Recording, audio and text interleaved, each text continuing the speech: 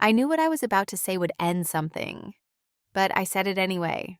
It was Thanksgiving, and my family had done what they always did, gathered around the table like a picture from a catalog candlelight, folded napkins, tension hiding beneath cranberry sauce and polite smiles. I had rehearsed the words for weeks, tried to time them between courses, tried to make them soft, tried to make them safe. But some truths don't come out softly. Some truths have teeth, even when you whisper them. I waited until dessert. My hands were shaking under the table. I could feel the edges of the fork against my palm like a warning. "I need to tell you something," I said. My voice was smaller than I expected. They all turned toward me, my mother first, then my father, then my two older brothers. My mother smiled gently, the way she did when she expected something harmless. I said, "I'm bisexual." There was silence. It wasn't confusing. It was recognition. Like they'd known. Like they'd always known and hoped it would go away. Then my father set his fork down. My mother blinked, and everything that held our family together began to loosen. My mother's voice came first, a tight, practiced sadness. "I don't know what we did wrong," as if my identity was a punishment. My father said nothing at all. He simply pushed back his chair, stood up, and walked out of the room. One of my brothers looked down. The other stared straight ahead, as if eye contact might be considered betrayal. No one asked if I was okay. No one asked how long I'd been carrying it. No one asked anything that might have sounded like love, just the sound of plates and tension. And then my mother said the words I'd feared since I first understood who I was. "You can't live like this and expect to be part of this family." I didn't cry. I packed my coat, walked out the door, and into the cold night. No one followed me.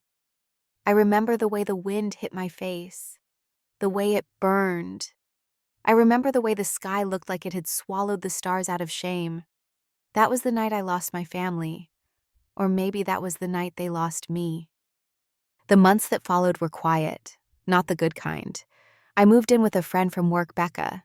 She let me sleep on her couch for weeks. Said nothing when I came home late, eyes red, voice gone. She didn't ask questions. She just made tea and sat close enough that I didn't feel like I was vanishing. I worked at a bookstore downtown long hours, little pay, but it kept me moving. I read everything I could get my hands on: queer memoirs, essays on forgiveness, poetry written by people who had also been made to feel like sin. They gave me language I didn't have yet. They gave me company. And then I met him.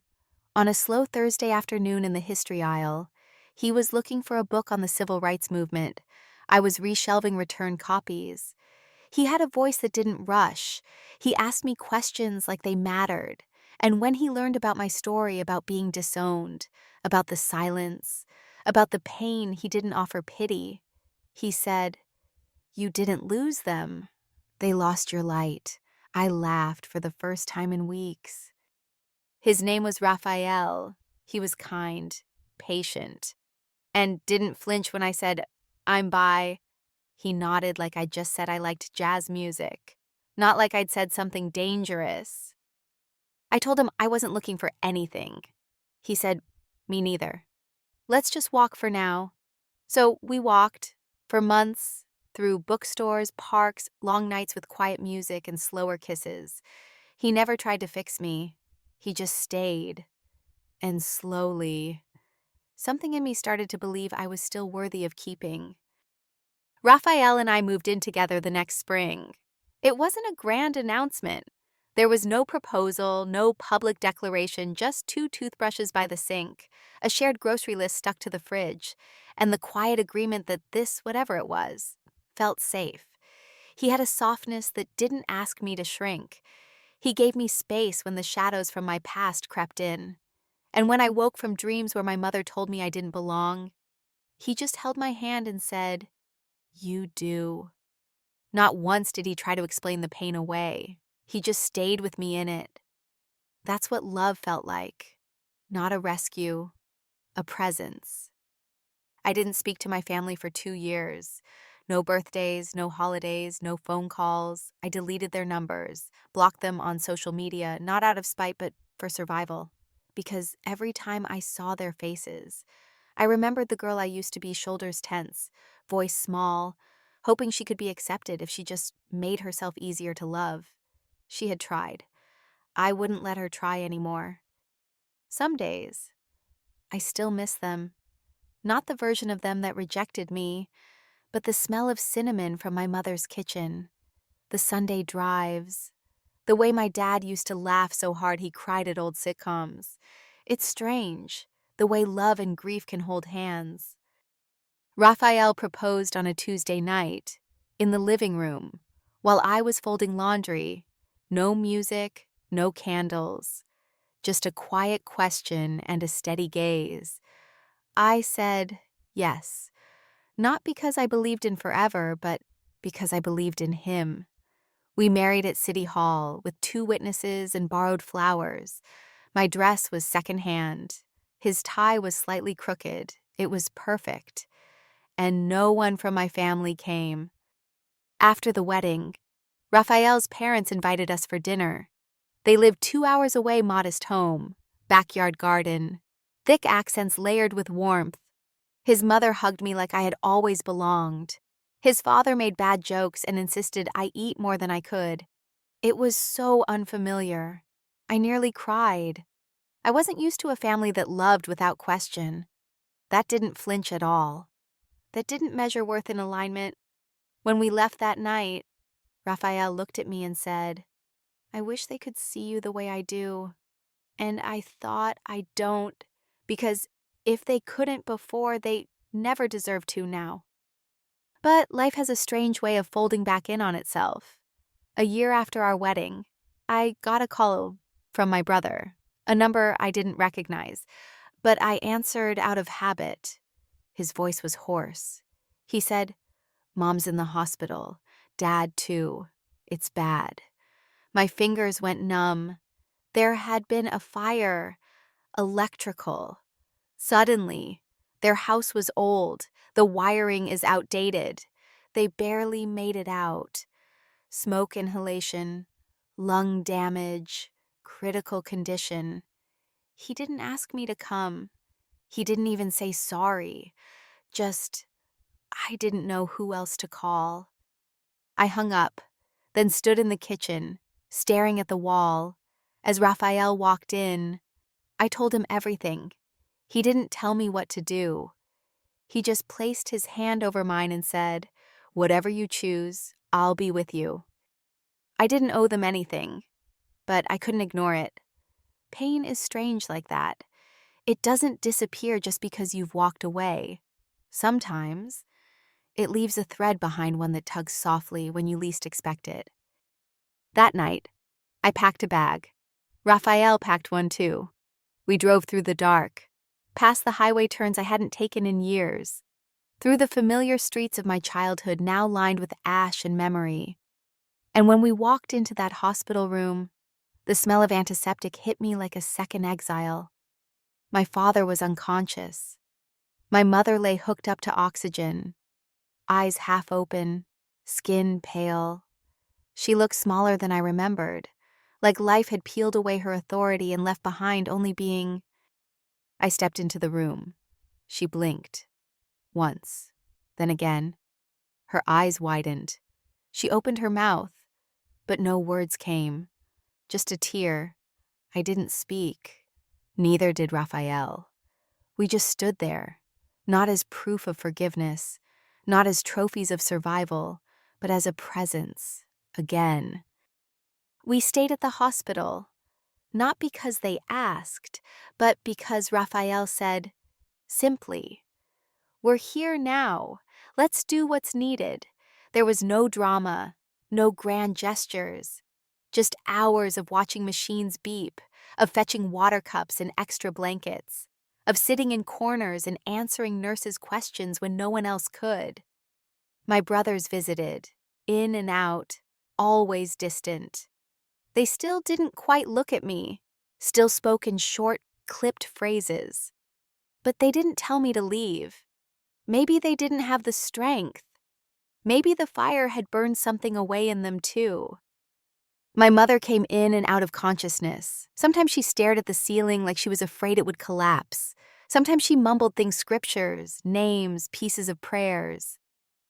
I never heard my name, but Raphael was there, every moment. He held her hand when her pulse spiked, spoke softly to her when the nurses changed her dressings, stepped out of the room when the tension got too thick, then returned like breath itself. No one told him to do it. No one thanked him. But he stayed. My father stabilized after 4 days. Still weak, still groggy, but alive. When he opened his eyes, the first person he saw was Raphael adjusting a monitor, gently tucking a loose sheet at the foot of the bed. He blinked, looked past him, then saw me. There was a flicker of recognition, then a shadow, then something else, something I couldn't quite name. No apology, but not rejection either. Later, when Raphael stepped out to grab food, one of the nurses pulled me aside. "He's a good man," she said. I nodded. He's been doing more than some family members ever do. That stayed with me, because Raphael wasn't doing any of it for praise. He wasn't doing it to prove a point. He didn't carry old wounds like I did. He simply believed when someone needs help, you show up, even if they never showed up for you. On the 6th night, my mother had a bad episode, tight breathing, shallow pulse. The nurses rushed in. My brother froze. I stood there, heart in my throat, unable to move. It was Raphael who took her hand. "It's okay," he said gently. "You're safe. You're okay." He whispered it like a lullaby, like it didn't matter that this woman had once erased him before ever knowing him, and her hand, frail, shaking, tightened around his. I watched her eyes close, her breathing is slow, and something in me cracked, because I realized she had never shown that kind of trust to me. But here she was, reaching, clinging, to the man I had married, the man she had refused to acknowledge, and he didn't let go. I sat with him in the corridor after. The vending machine buzzed softly nearby. My coffee was cold. His shirt had a wrinkle where she had clutched it. "You didn't have to do all this," I said. He turned to me, calm as ever. "I know. Do you ever wish I had a normal family?" He smiled, tired and kind. "You have me. That's enough for me." And that was the moment I knew I had never been disowned. I had been chosen by someone who didn't care how I identified, someone who didn't ask me to explain my pain, someone who just made room for it and stayed anyway. My parents recovered slowly. Eventually, they were discharged and moved in temporarily with one of my brothers. I didn't expect anything after that. No closure, no letters, no sudden realization of all the things that they'd done wrong. But 3 weeks later, I received a call from my mother. Her voice was smaller than I remembered. Not sharp, not guarded, just human.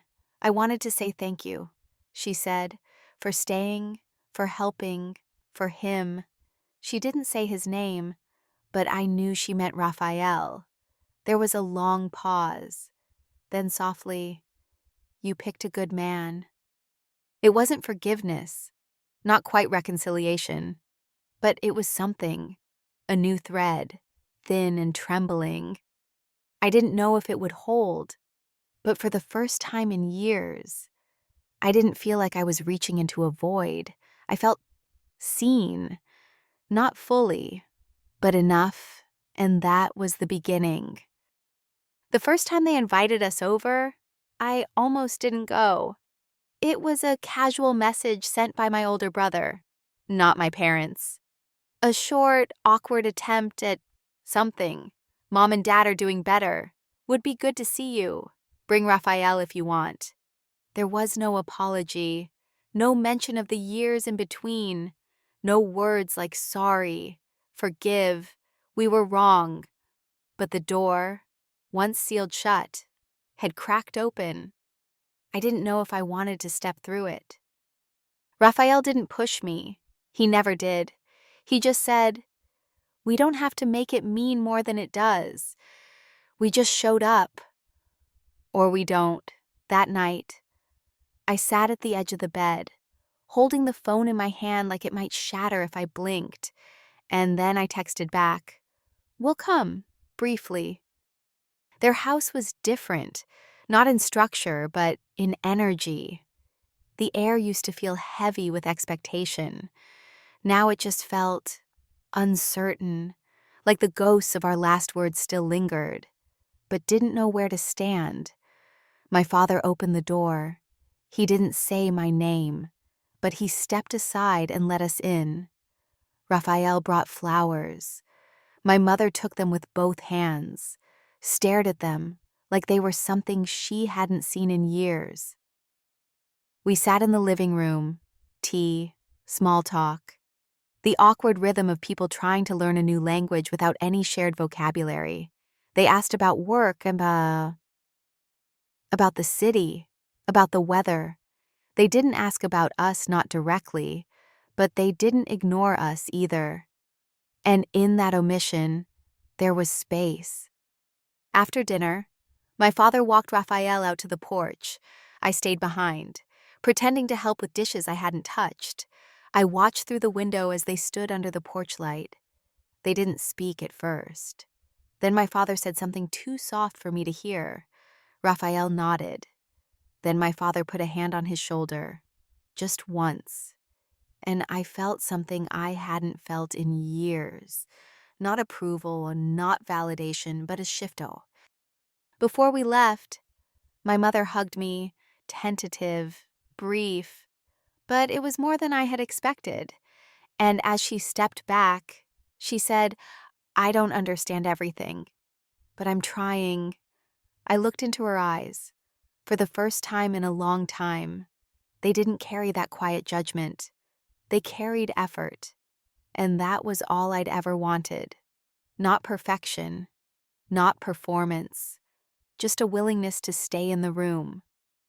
We don't see them often, maybe once every few months, but when we do, there's tea, laughter in small doses, talk of garden herbs and books, no more sermons, no more questions shaped like shame.